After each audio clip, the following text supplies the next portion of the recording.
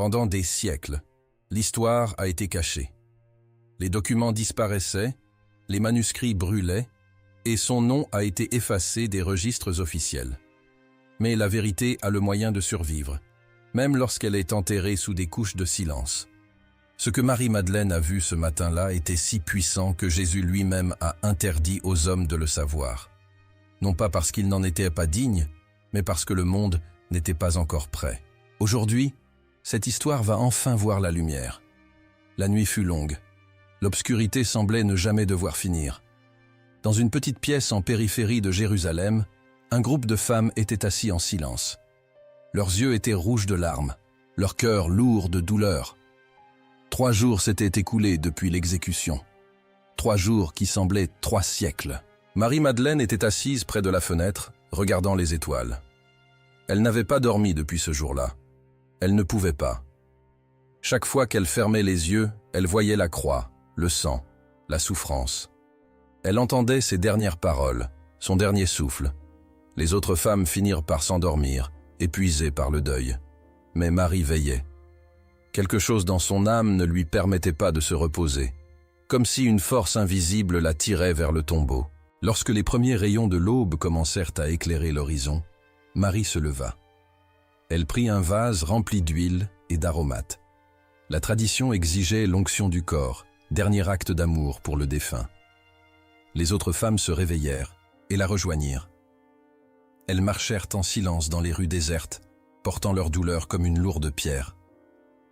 Mais lorsqu'elles arrivèrent au jardin, elles s'arrêtèrent net, clouées sur place. La pierre avait été roulée. Le tombeau était ouvert. Les cœurs battirent plus fort. La peur se mêla à un espoir qu'elle n'osait nommer. Les autres femmes reculèrent, mais Marie avança. Ses pas étaient assurés, comme guidés par une main invisible. Elle entra dans le tombeau. Il était vide. Les linges de lin étaient pliés, mais le corps n'était plus là. Marie tomba à genoux. Des larmes coulèrent sur son visage. L'avait-il volé? Même dans la mort, ne pouvait-il le laisser en paix?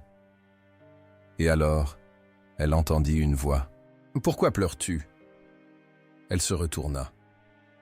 À l'entrée du tombeau se tenait un homme. La lumière du matin brillait derrière lui, formant une auréole autour de sa silhouette. Marie pensa que c'était le jardinier. « Seigneur, si c'est toi qui l'as emporté, dis-moi où tu l'as mis, et je le prendrai. » L'homme sourit, et alors il prononça un seul mot. « Marie, son nom ?» Prononcé de la manière dont une seule personne l'avait jamais prononcé. Avec tant de tendresse, tant de reconnaissance, tant d'amour. Son souffle se suspendit. Rabouni. C'était lui, vivant, debout devant elle. Pas un esprit, pas une vision. Ses yeux, son sourire, sa présence, tout était réel. Marie se précipita en avant, voulant le toucher, voulant s'assurer que ce n'était pas un rêve. Mais il leva doucement la main. « Ne me touche pas encore, Marie. Je ne suis pas encore monté vers le Père. » Sa voix était douce, mais dans ses paroles, il y avait une puissance qu'elle ne pouvait comprendre. Quelque chose avait changé. Il n'était plus le même homme qu'elle avait connu. Il était plus. Infiniment plus. Mais il y a quelque chose que tu dois voir, quelque chose que tu dois comprendre. Pas pour tous, Marie. Pas encore. Le monde n'est pas prêt. Les hommes ne sont pas prêts. Mais toi, tu es prête. Il tendit la main. Et lorsqu'il le fit, la lumière autour de lui commença à se transformer. Le tombeau disparut. Le jardin disparut. Marie se retrouva dans un lieu qui n'était pas un lieu. L'espace autour d'elle pulsait de lumière et de son, de géométrie et de couleurs. Elle voyait tout et rien à la fois. Et alors elle vit la création. Non comme un événement du passé, mais comme un acte éternel d'amour se déployant à chaque instant. Elle vit comment chaque atome, chaque étoile, chaque battement de cœur était un acte de la volonté divine se manifestant sous forme. Elle vit la chute. Non comme une punition, mais comme un choix. Le choix de l'expérience de la séparation, afin de pouvoir vivre le retour. Elle vit que le péché n'était pas un crime contre un Dieu colérique, mais l'oubli de qui nous sommes vraiment. Elle vit l'incarnation. Elle vit comment le Verbe s'était fait chair, non pour apaiser une colère, mais pour rappeler à l'humanité sa nature divine. Elle vit que Jésus n'était pas venu mourir pour les péchés, mais vivre comme un pont entre le ciel et la terre. Elle vit la croix, mais non comme un instrument de châtiment, plutôt comme un symbole de transformation. La ligne verticale reliant le ciel à la terre. La ligne horizontale reliant tous les êtres humains. Le point d'intersection où le divin rencontre l'humain, où la mort rencontre la vie.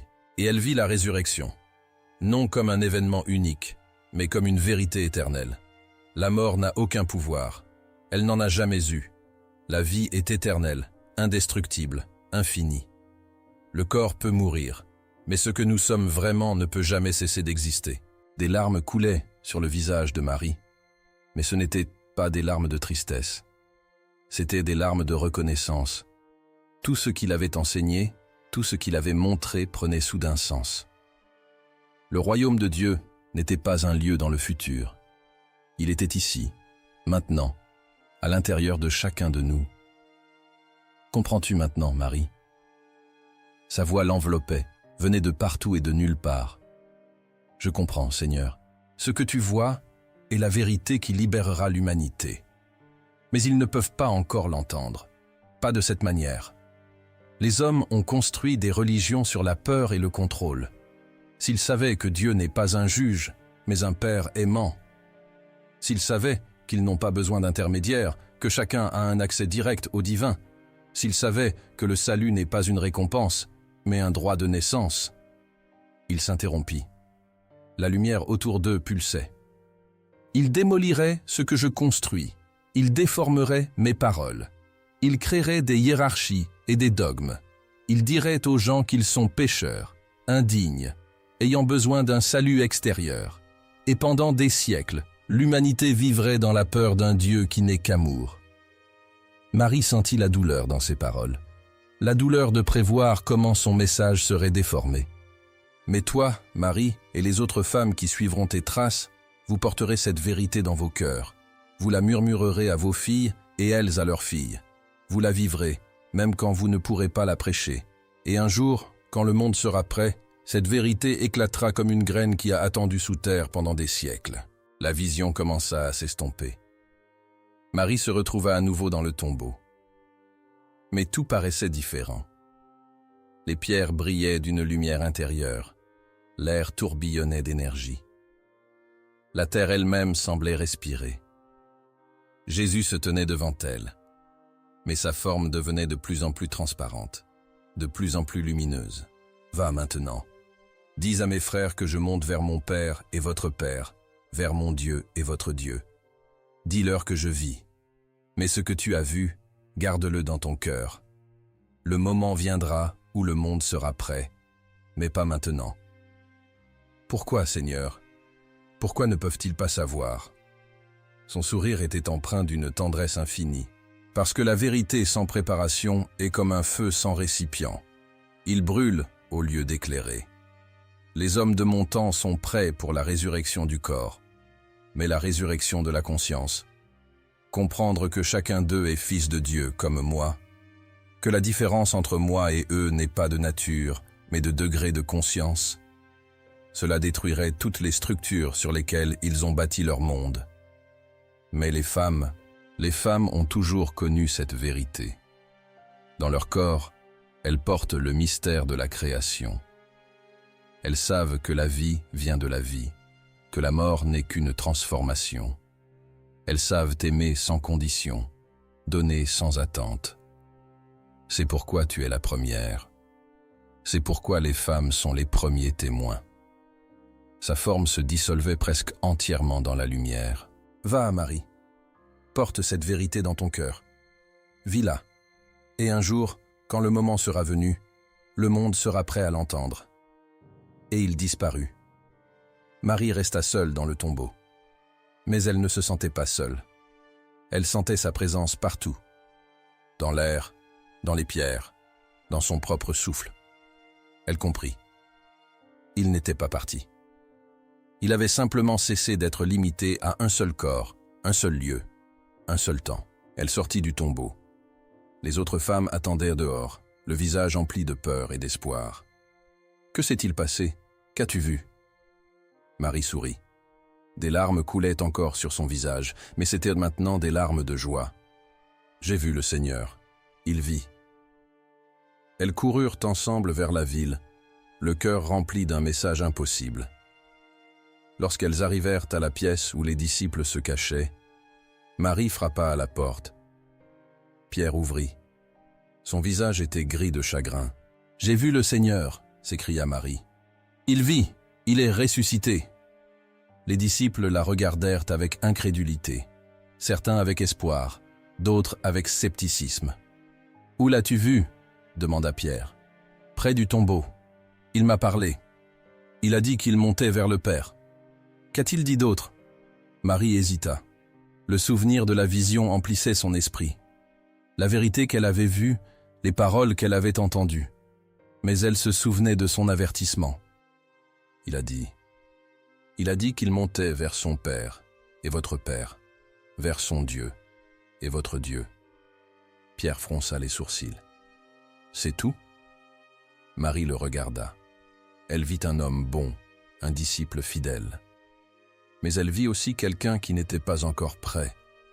Quelqu'un qui pensait encore en termes de pouvoir et de hiérarchie, le royaume terrestre et le royaume céleste comme des réalités séparées. C'est tout ce que je peux dire pour l'instant. Certains disciples la crurent, d'autres pensèrent que le chagrin lui donnait des visions. Mais Marie se moquait de leurs doutes. Elle portait la vérité dans son cœur, comme elle l'avait promis. Dans les jours qui suivirent, Jésus apparut aux disciples. Il leur montra ses plaies, mangea avec eux, les enseigna. Mais il ne leur montra jamais ce qu'il avait montré à Marie. Cette vision, cette vérité, cette compréhension. Pendant des siècles, l'histoire de Marie fut marginalisée. On l'appela pécheresse, prostituée, hystérique. Son témoignage fut remis en question, son rôle minimisé. L'Église construite par des hommes ne pouvait accepter qu'une femme ait été le premier témoin, la première apôtre, la première à voir le Christ ressuscité. Et encore moins qu'elle ait vu quelque chose qu'eux n'avaient pas vu. Qu'elle ait reçu une révélation qui était pour elle, et non pour eux. Mais la vérité a survécu, dans des textes cachés, dans des évangiles interdits, dans des murmures transmis de mère en fille.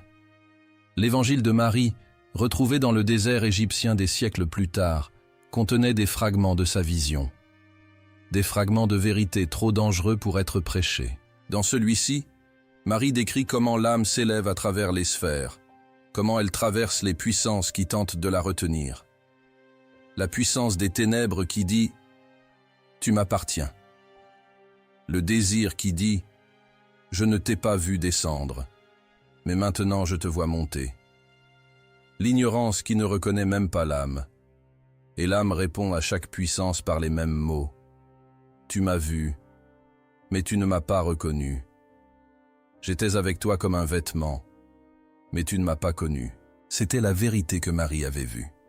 Que notre vraie nature n'est pas le corps, n'est pas l'esprit, n'est même pas l'âme au sens traditionnel. Nous sommes une étincelle du divin, temporairement vêtue de matière, expérimentant la séparation afin de pouvoir vivre le retour à l'unité. Jésus n'est pas venu nous sauver d'un Dieu colérique. Il est venu nous rappeler qui nous sommes vraiment.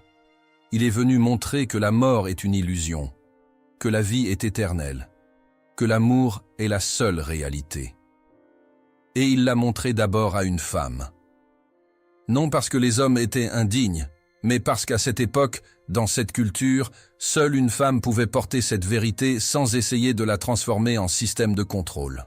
Aujourd'hui, 2000 ans plus tard, le monde devient lentement prêt. Les vieilles structures s'effondrent. Les dogmes sont remis en question. Les gens cherchent une expérience directe du divin, sans intermédiaire ni institution. Et la vérité que Marie a vue ce matin-là, la vérité qui a été cachée, réprimée, niée pendant des siècles, émerge enfin à la lumière. Nous ne sommes pas des pécheurs ayant besoin de salut. Nous sommes des êtres divins expérimentant l'humanité. Nous n'avons pas besoin de mourir pour aller au ciel. Le ciel est ici, maintenant, à l'intérieur de nous. Nous n'avons pas besoin d'intermédiaire entre nous et Dieu. Nous sommes l'expression de Dieu se vivant lui-même. C'est la vérité que Marie-Madeleine a vue. C'est la raison pour laquelle Jésus a interdit aux hommes de la connaître. Non par secret, mais par égard pour le temps. Tout a son temps. Et maintenant, enfin, le temps de cette vérité est arrivé. Quelque part dans l'ancien tombeau de Jérusalem, les pierres se souviennent encore.